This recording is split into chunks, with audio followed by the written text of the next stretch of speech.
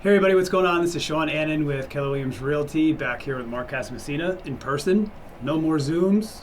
We're live and we're here to answer some mortgage questions. So if I'm a veteran and I'm buying a house and I'm buying a house with zero down, I'm using the VA service as a mortgage here.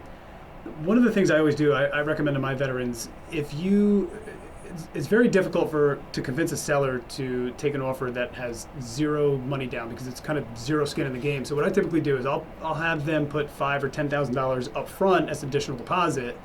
This way they have skin in the game, day before closing. They're not walking away from zero. They would be walking away from $10,000. God forbid something changes, they change their mind or whatever the case. How does that work on a closing, on a VA closing? They get that back, so they get credited to their closing costs. Mm-hmm. If you can touch on that. No, good question. So good faith deposit's always a great selling tool when you're presenting that offer because like you said, it's zero money down, so they get their good faith deposit.